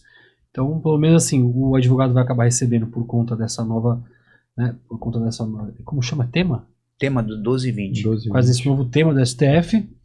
Mas também, no caso de um leilão, o condomínio vai ter um novo condômino pagante, diferentemente de um devedor antigo, né? Salvo as exceções aí que você comentou. Sabe que não é nem esse tanto problema. Qual que é? Conta pra nós aí. Um apartamento para leilão, você imagina o estado que está o apartamento dentro dele, cara. Eu tive um caso, que são vários anos. Vazamentos. Vazamento, cupim. Principalmente litoral de São Paulo, do apartamento, cara. Cupim, como é que você vai entrar dentro do apartamento de um XYZ, apartamento destruído, cheio de cupim, cheio de inseto dentro? Como é que você vai fazer a detetização? Aí você tem que pedir para o juiz uma autorização para fazer a detetização, não faz parte da cobrança de condomínio. Uma outra ação. Aí você tem que entrar com uma ação, com uma tutela. Mas a gente vive assim, no âmbito geral, tem pessoas que perdem morando, né? Então... Não, o geral, pelo menos na área que eu atuo... Na área Guarujá, Guarujá, que eu atuo no Guarujá. Há 30 anos eu fico no Guarujá, não tem jeito. Eu peguei uns prédios em Santos, também seguiu a mesma linha, mas o forte é Guarujá. Apartamento abandonado. Nós levamos 2 apartamentos, inclusive estamos 2 que a empresa de vocês levaram. Gente, não tinha piso no apartamento. Era o Albamar, isso, né, se eu não me engano. Os 2. Pegou fogo, tio? Pegou, gente, apartamento... E vendeu esse aí. Apartamento de 500 metros quadrados, 550 metros quadrados. Já até entrando nesse gancho agora você imagina, nesse caso, foi bem colocado, Daniel Albamar. Gaiola de ouro. É o maior apartamento com área útil do Guarujá. Você entrou nesse apartamento? Entrei. Que isso, cara, você não tem noção. Você precisa falar eu entrei no destruído, então minha experiência não foi boa, não. Os 2. Foi o 13 e o 2. E o 13 e o segundo andar. Os 2 estão iguaizinhos. O segundo andar tá pior porque tá caindo os vidros. E você imagina, você tem um apartamento de 550 metros quadrados, não é de frente pra praia, é em cima da areia. É bem diferente Toma isso. vento, toma chuva. Você tem um apartamento desse que você olha da praia, e você vê um segundo andar com toda a janela quebrada, com a varanda caindo. Pô, você mora aqui? Entendeu? A desvalorização do prédio, né? Como todo. Exatamente. Era um apartamento que você olhava ali, gente. Eles tinham vergonha, os condôminos. Eles queriam resolver aquilo o mais rápido possível. Então, além do posicionamento que você colocou de ter um pagante, pô, vai reformar isso aqui, né? A pessoa vem, tipo, do 13º, ele reformou, do segundo andar, ele tá reformando também, ele tá com calma, né? Porque são 550 metros para reformar, né? Não é 90, 80. Mas o arrematante é um amigo do condomínio, vamos dizer assim.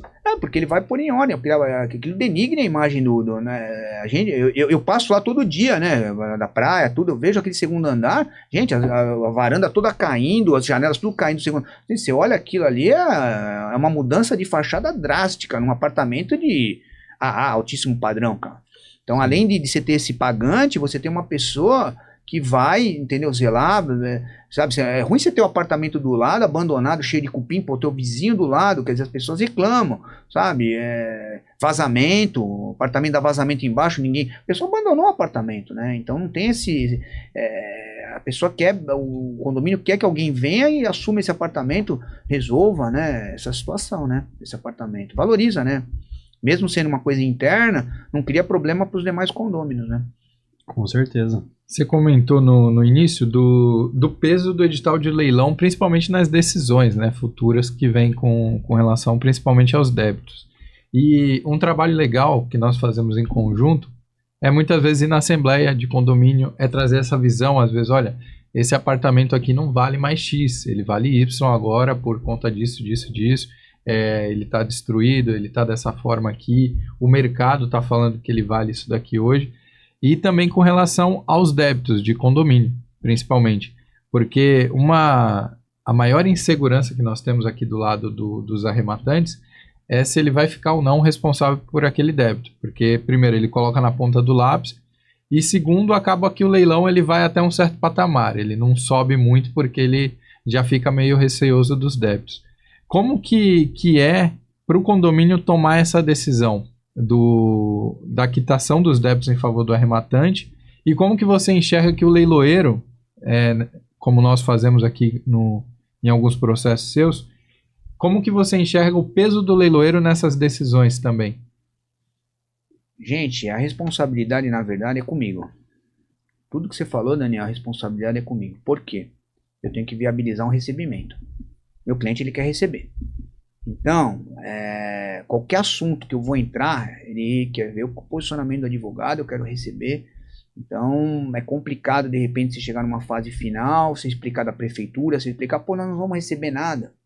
Mas esse é a peça-chave que todo mundo fala. Os síndicos falam, administrador. Hoje eles já estão, pelo menos as administradoras estão tendo mais consciência disso, né? Dessa situação. Eles entendem melhor isso. Mas você pega um síndico, pô, o cara não pagou há 15 anos e a gente não vai receber nada? Não, temos que receber de algum jeito. Aí qual é o jeito que a gente tem que receber? Do arrematante. Não, o arrematante já vai receber, vai pagar 50%, ele que paga o condomínio. Do arrematante. Deu para entender? Então, e se você for analisar, gente, nós estamos dentro de uma bolha que a gente não sabemos como funciona. Uhum. Sabemos que não vai para frente. Só que você pega uma pessoa que não tem esse conhecimento, não estou dizendo ignorante, uma pessoa que não tem conhecimento, eu não tenho conhecimento de arquitetura, de engenharia, de medicina, não tenho conhecimento nenhum. Então não adianta você querer vir conversar comigo um assunto desse que eu não tenho conhecimento.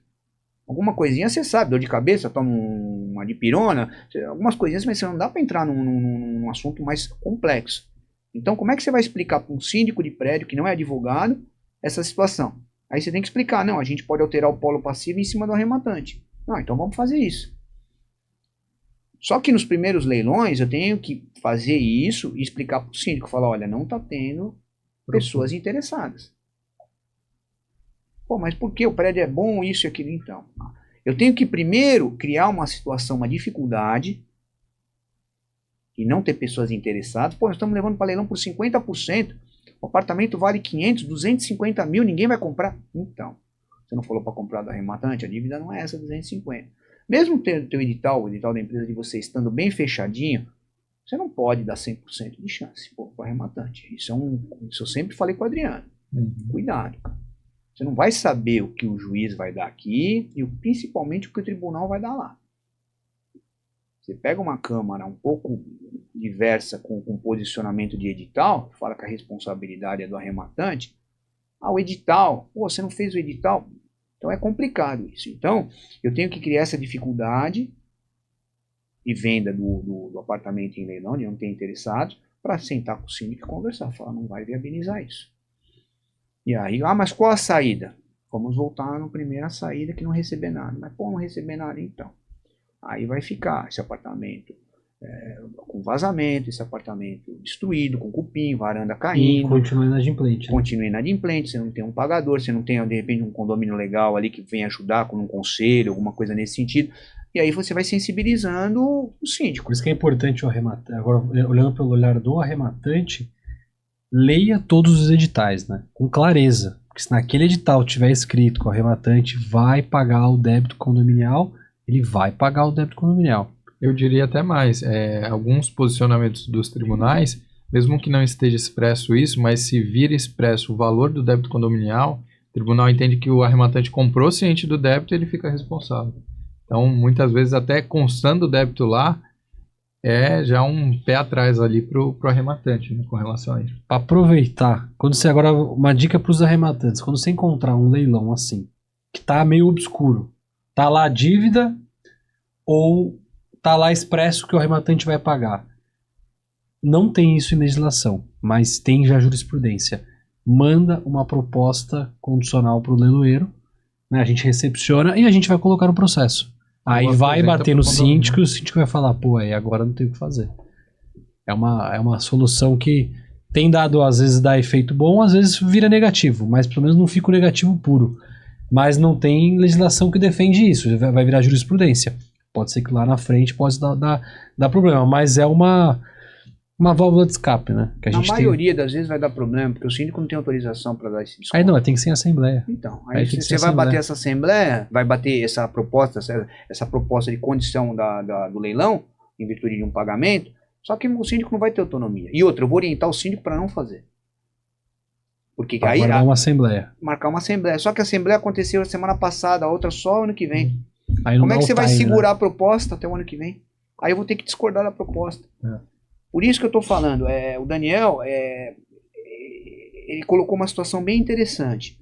Eu acho que quando você vê um imóvel, aquele apartamento vai para leilão, aquele prédio é interessante e tal, pega o edital, primeira coisa que você faz, matemática.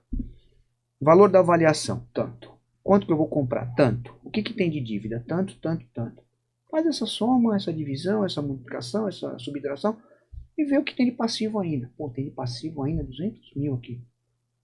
Vai para outro, né? Não, aí se interessar mesmo, aí você vai buscando alternativas. Quais são as alternativas? Em assembleia. O maior problema no leilão hoje é o condomínio.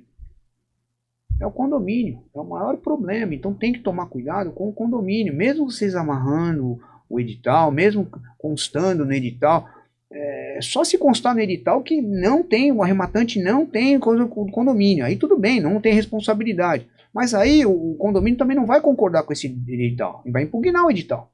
Aí o leilão não acontece. Aí o juiz vai mandar, vai determinar que a empresa leiloeira retifique o edital, para não constar isso. Para não ser tendo uma postura em favor do arrematante. O edital ele tem que ser claro, né? Aí o que vai ser decidido, aí depois lá na frente vê. Mas o mais importante mesmo é ver os números e ver como vai ser resolvido esse problema dos números. E aí vai cair nessa assembleia. Deixando claro, então, ou o edital isenta, estando escrito, ou tem que estar decidido em assembleia. Se tiver um saldo que se não pagando, não, que se supõe que não tenha dinheiro, tô dizendo, não tem dinheiro. Sim, tem que ser decidido em assembleia. Tem que ser as duas formas. Uma assembleia, tem que ser colocar um item de pauta, discussão e deliberação sobre a postura adotada do condomínio referente ao leilão tal. Esse é o tema do edital. Discussão e deliberação do leilão. Que é o caso que a gente teve simples. Até recentemente. Sempre. A gente participou. Eu tive esse final de semana, inclusive, foi bem lembrado, eu preciso deixar anotado. Eu preciso ver o que deu nessa assembleia. que é um leilão de vocês, inclusive, do Pernambuco 2, de um terreno que não vendeu por conta dessa... Por conta disso, eles tinham um item de pauta específico, eu deixei o item prontinho. Falei, ó, vocês têm que aprovar isso e colocar isso na ata. Até lembrei de cabeça, a avaliação dele, 750 mil terreno. 390 a segunda praça. A segunda praça, esse valor, 390, a gente fez leilão duas, é a segunda vez só para leilão conosco. Mas vai fazer a vida inteira se não tiver Se a Assembleia não decidir, então o síndico aí, manda esse podcast pro síndico, por favor. Não, já foi feita a Assembleia, eu preciso saber o que aconteceu na Assembleia. Nossa, então se não foi decidido que o rematante não paga, nós vamos ter que mostrar esse podcast na Assembleia, para eles entenderem que não tem solução. E eu lembro muito bem desse caso, porque tem acho que 12 pessoas interessadas. Lógico que tem. 12 pessoas interessadas. Lógico que tem. 550 metros quadrados, você comprar por 390, 400 mil, você compra um terreno ali, acho que de 360. Você vai comprar um de 550 pelo mesmo preço, pô? E é de esquina. De esquina, aterrado, não tem problema com o meio ambiente, que lá sempre tem problema com o terreno, mata uma arvorezinha que o tucano vai comer a florzinha que não dá pra você derrubar. Não, essa situação é bem complicada. Então, quer dizer, é um terreno que vai viabilizar isso, né? Vai viabilizar. Sim. Não, com certeza vai vender. E eu vou fazer, então, a última pergunta, já indo pros finalmente aqui, a pergunta inédita, hein? Eu queria saber de você, você nos indica já há bastante tempo e é uma relação de confiança que nós temos. O Adriano falou que é porque ele sempre vence de você no surf. E aí tem... Eu não sei, eu tenho que fazer a conta, mas eu acho que eu tô invicto, hein? Tá invicto? Invicto não, eu tô em pontuação maior, acho. Não sei, não me recordo. Nós vamos fazer esse tiratema ainda, a gente manda aqui depois. Mas queria saber por que você indica o Grupo Lance, pra gente encerrar o podcast com chave de ouro. Gente, eu conheço o Adriano já há muitos anos, né? E eu acho que a vida é feita de parcerias, de boas parcerias. Você tem um bom encanador, um bom eletricista, um bom pedreiro. Você tem que ter parceiros bons. Para tudo. Um bom mecânico. Tá certo? Uma boa prancha de surf, que você conhece o Shape, ele faz uma boa prancha. Eu uso mesmo há 10 anos. Então, você tem que ter essa parceria. E com o Adriano, a gente já desenvolveu o Adriano em carreira solo. Ele teve, antes da empresa, ele tinha a carreira solo dele lá, com os arrematantes, investidor lá, que ele fazia lá. Então a gente já tinha essa aproximação. Então ele ia comprar, conversava comigo, esquece a empresa de vocês, esquece, falando bem antes. Então a gente já tinha isso. Aí montou a empresa, a gente deu continuidade. E a facilidade também de comunicação é muito importante hoje nos dias assim, atuais, essa facilidade de comunicação. Você vê, Daniel, você me quebrou um galho ali, meu. Eles nunca te pedi nada, mas eu falei, agora eu sabe, uma coisa meio pessoal. E eu fiquei. Então, isso é importante. Mesma coisa, vocês têm o feedback meu do escritório também, essa real. Agilidade, tempo real. Hoje se tem, tipo, eu vejo, você trabalha home office? Trabalha home office já faz muito tempo, cara. Mas você não vai pro escritório? Não vou pro escritório, não vou. Mas não vai, faz mais de um mês que eu não vou pro escritório. Só que meu escritório é tudo comunicação pelo Team, pelo telefone, nem telefone, pelo WhatsApp. Então a gente tem uma comunicação muito, muito fácil com o escritório. Aí chega, mas como você não atende no escritório? É onde eu quero chegar com vocês. O síndico liga, eu queria marcar uma reunião com você semana que vem, quarta-feira, eu vou estar aí no Guarujá e tal. Hoje é quarta, uma semana. Como é que você está aí agora? Daqui a pouco eu vou fazer um lanche e tal. Liga o celular e vamos fazer uma reunião agora. Agora? Falei agora. Não, espera um pouquinho, você já resolve. Quarta-feira da semana que vem, para ele vir para o Guarujá. De repente ele vem para passear alguma coisa, ou fazer alguma coisa e ir embora, ele tem que ir para o escritório, aí está aquela chuva, o cara tem que sair do carro, parar o carro e... Sabe, olha as logísticas. Hoje você tem essa facilidade, que é essa ferramenta que chama WhatsApp. E esse contato com vocês, essa rapidez de comunicação é importante. Porque você manda uma empresa leiloeira, não manda as coisas, aí faz tudo errado. Sabe, é trabalho que vai me gerar no processo, é reclamação, é demora. Aí o síndico vem, mas o que está acontecendo? Entendeu? Você precisa de parcerias boas. Então essas parcerias que eu costumo fazer, seja para tudo, são parcerias que são boas e eu mantenho essas parcerias. Eu já venho com o Adriano já há muito tempo, então eu só estou dando continuidade no trabalho.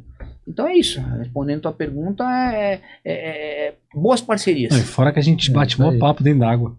A gente senta lá fora e fica esperando a onda, então a gente fica falando ou falando mal de um processo, ou falando bem de um processo, e aí por aí vai, né? Então é isso, essa boa parceria. A gente hoje, para tudo, nós precisamos ter boa parceria. Para viver mais simples, né? Viver mais ágil, viver mais para frente, né? Não ficar amarrado, pô, encanador faz uma semana que não vem, pô, sabe? Lógico que todo mundo tem teu tempo, né? A gente também não pode exigir atropelar as coisas que tá. Sem burocracia, né? Mas todo mundo tem suas obrigações, não dá para fazer hoje, faço amanhã. Mas a gente tem essa facilidade de comunicação e de feedback e de resolução de problemas. Então, por isso que eu indico vocês sempre, por causa dessa boa parceria, né? Essa boa parceria que nós temos. É isso aí, nós agradecemos, né? De coração, tamo junto. E por falar em parceria, vamos deixar seus contatos, contato do escritório aí, se alguém quiser. Não, antes disso, vamos lá, essa eu quero ouvir, um sonho profissional e um pessoal.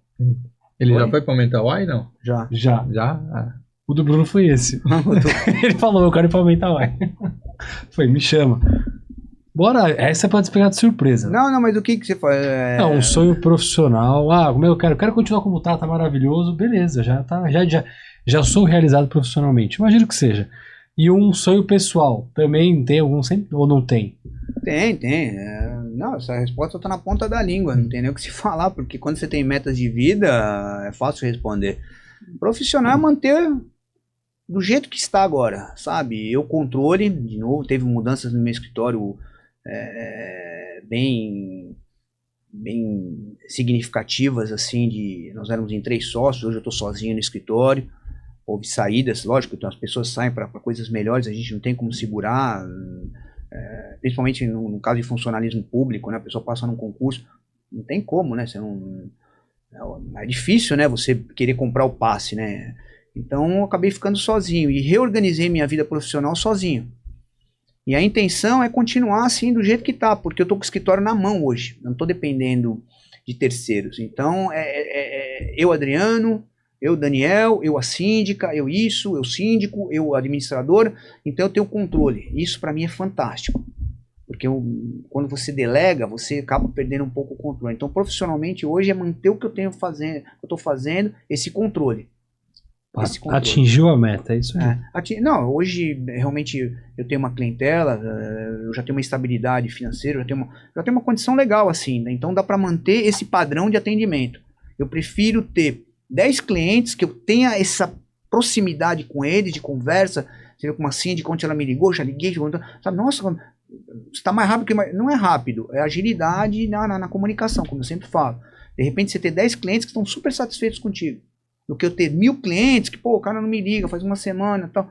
E eu não quero crescer mais, eu não quero abrir mais sociedade, porque eu sei como é que é. Não criticando, mas você depende, você delega.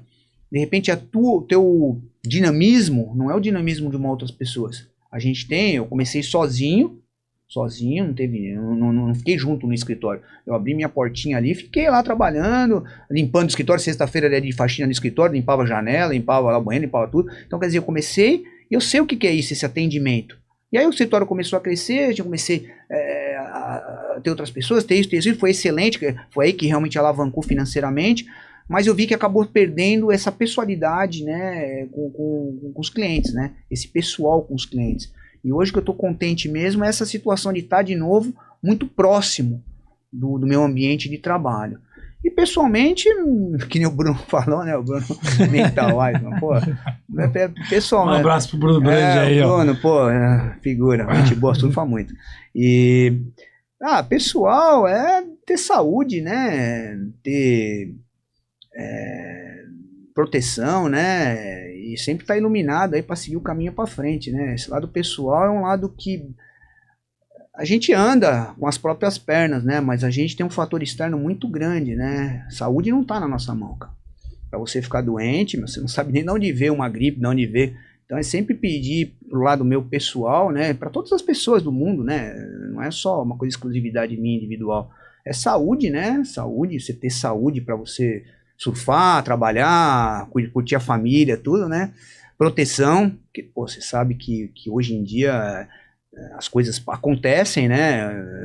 Você está muito exposto hoje em dia com violência, com uma série de coisas, né? Que faz parte do nosso dia a dia ter essa proteção e que continue iluminando o caminho, né? O melhor caminho para a gente seguir, né? Isso que eu penso pelo lado pessoal. Isso é o básico, são 3 coisas básicas que não estão na nossa mão. Bora lá, A gente tem vamos que ficar pedir. velhinho lá, tendo as nossas manhãs lá, todo dia. saúde, Daqui 30 anos a gente faz mais um desse aqui, ó. 30 anos eu vou estar com 90, não, 82, não, tô Vai tá lá, tô mano. aí, A gente tem como chama ele lá, que é o carequinha que surfa com a prancha vermelha, que é o nome dele o agora? André, o Zimpa. O Zimpa. Ah, mas isso aqui é mais que o Garça, que tem 72? Tá lá, tem 2 lá, fera. O André tem 64. O Garça, que é o Fábio, tem 72, Eles vão pô. pra academia. Vai pra puxa academia, ferro. tudo, vai. Firme e forte. Os Tá caras firme. mó shape ali. né? Não, tá. A gente tem exemplos ali. Eu sou o mais novo. Da turminha matinal, que agora eu tô meio fora, porque a Fiorella dá trabalho e eu consigo depois, 6h30. Mas da turminha matinal eu sou o mais novo. Mas olha, só também sendo bem breve, quando eu fui pro Havaí, eu fui 2 vezes pro Havaí. O Havaí, nos mares grandes mesmo, Sunset, Waimea, Só tiozão. 65 pra cima. Gente, eu não passo nem na praia, pô, aqueles mares. E os caras com aquelas ganzeironas, né? Com A aquelas gente tem uma pranchas frase grandes. lá, o mar subiu, o Rubinho sumiu. Não, já chega uma época da vida que você já não quer grandes aventuras Nem e grandes quer. emoções. A gente já quer ficar no meio metrinho, ó, andando na... Tuas redes sociais, quem quiser te seguir, do escritório também. O escritório é praticamente o meu WhatsApp, né? O 13 99778 7060. Essa é a proximidade, não é o meu escritório. É o teu contato É o pessoal. meu Então, ó, contato. você síndico que tá precisando ter um advogado de condomínio, repete aí. 13, que é o código aqui da nossa baixada, 99778 7060. Então Muito não bom. adianta, eu passar o telefone do escritório, tem o WhatsApp do escritório, ele tem telefone fixo, ainda tem telefone fixo, Ah, mas tem o site, tudo mais. Vai ligar, e aí o que a moça vai falar lá no braço direito? Vai falar, olha, entre em contato com ele, vai dar meu WhatsApp. Então, Pronto, é isso aí. A Fica mais personalidade fácil. tá na frente. E quem quer saber das ondas, agora vai Rubinho do saber. Maluco. Esse é o slogan. As pessoas não sabem de onde surgiu isso. E é uma situação, se você soubesse, você não iria, então agora você vai saber o dia bom e o dia ruim. É só E aí, seguir Rubinho do A Maluco. galera usa. a É galera utilidade pública, utilidade utilidade pública. Eu sempre falo que é utilidade pública. E Isso aí. ainda o Adriano Não, falou... ele foi o precursor, porque hoje já tem mais fazendo isso. Gente, mas não aqui no Em 96 tinha o câmera surfer. Eu fui o primeiro surf repórter do Brasil. Tinha disque surf, eu Não, o pagava. disque surf era do Banana, Foi depois, né? Não, mas já tinha câmera, aí tinha o boletim, já era uma coisa da internet já, o câmera surf. Foi o primeiro que teve. Teve o disque surf, que era do Banana, até viajei com ele pro El O Salvador. surf você Carlos. ligava e tinha uma gravação. Hoje está não sei o que. E você pagava por isso. Ó, a gente tem aqui um ritual. Tu já bateu o martelo de leilão ou tu vai encerrar o podcast batendo o martelo? Só bater, só? Olhando Só. pra câmera, dando tchau pra galera. Valeu. Encerrar Aí.